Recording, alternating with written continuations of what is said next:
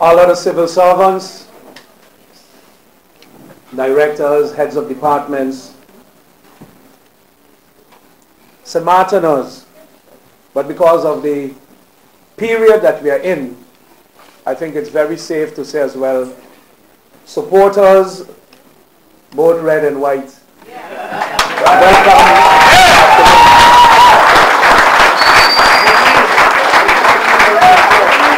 Because at the end of the day, no matter the color, St. Martin is our home. And whatever we do and have done, so those who are here today, but particularly for the generations to come. Fellow St. Martiners, residents of St. Martin, friends. On April 23rd, when the delegation returned from The Hague, I stood right here to address you. And at the time I said to you, ain't no stopping us now. We're on the move. But today I stand before you, filled with joy, but yet humbled, and say to you, mission accomplished. St. Martin will become country on 10-10-10. Another promise made, another promise kept.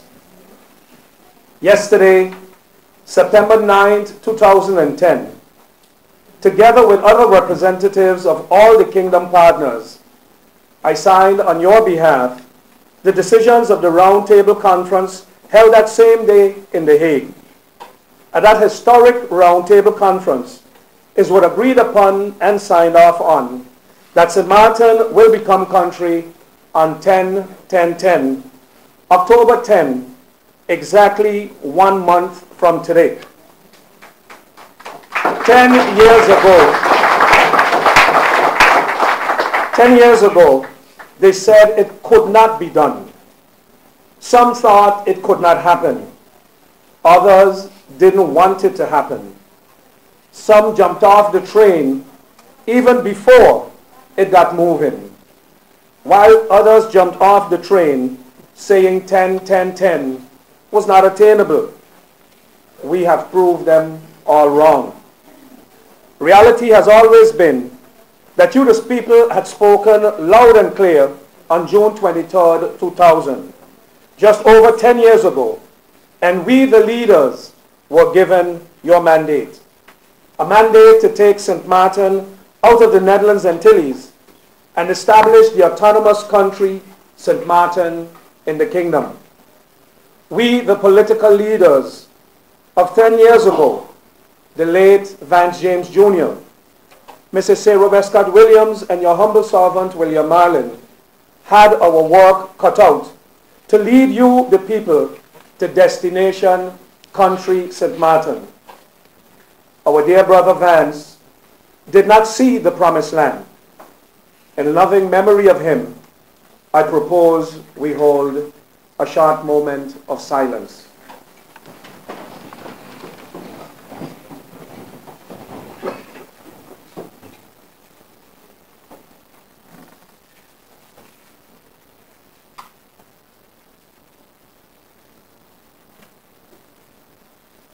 I thank you. Immediately following the referendum, a work group, Constitutional Affairs, was established. Several work groups made up of technical advisors appointed. The political steering group made up of all the political leaders, and the Permanent Committee on Constitutional Affairs of the Island Council, made up of all members, was also established. It was all hands on deck. We predicted that it won't be easy, but we also said we won't give up. But we also never expected it to take 10 long years, but it did. It was a journey, but I never lost faith. I never turned my back on you and was there at every meeting to speak out and defend our case. When others thought it could not be done because the Dutch was constantly moving the goalpost, I stood alone in The Hague, backed by our advisors, and defended you, the people of St. Martin, before the Dutch Second Chamber. And yes, we were able to convince them that their perception of St. Martin was a wrong one. We convinced them that we were ready to become country and take on the responsibilities previously held by the central government on Curaçao. We were ready to run our own affairs. So history was made and will be made again, as 1 month from today, when we swear in the first Parliament of St. Martin, with its own Chairman of Parliament, elected from among the 15 members of Parliament. History will also be made 1 month from today, when we swear in the first Council of Ministers and the first Prime Minister, when we have the swearing in of the first Governor of St. Martin, Dr. Anders Eugene Holliday. We will also have our first Council of Advice, headed by Mrs. Mavis Brooks Salmon, and our first Audit Chamber, headed by Roland Tuitt. Yes, history will be made. But what will all of this mean for you, the people of St. Martin? How will you benefit from all this history making? On October 10th, 2010, St. Martin will be like a baby, but must also be ready to take on the responsibilities of an adult. And it cannot be left to our leaders alone to raise that newborn baby St. Martin. We must all contribute. We must all add our block, no matter how little it may be, or appear to be, towards the building of our new nation. A nation for the next generations to inherit. Yes, after the signing of the Round Table Conference resolutions, I presented on behalf of the people of St. Martin an English copy of the Constitution of Country St. Martin to the Chairman of the Round Table Conference, Prime Minister Balkenende, to the Prime Minister of the Netherlands Antilles, and the Prime Minister of Aruba, to the State Secretary of Holland, and to every delegation leader at the conference, and to several top advisors from the Netherlands Antilles, the Netherlands, Aruba, Curaçao, and St. Martin, who played a role, some of them, those from St. Martin for sure, for the past 10 years, in helping guide this process to a successful end. The Constitution of St. Martin, unanimously approved by all 11 members of the Island Council of St. Martin, was drafted some 8 years ago. It had been discussed at several public hearings and workshops and in meetings of the political steering groups and in the Central Committee of St. Martin.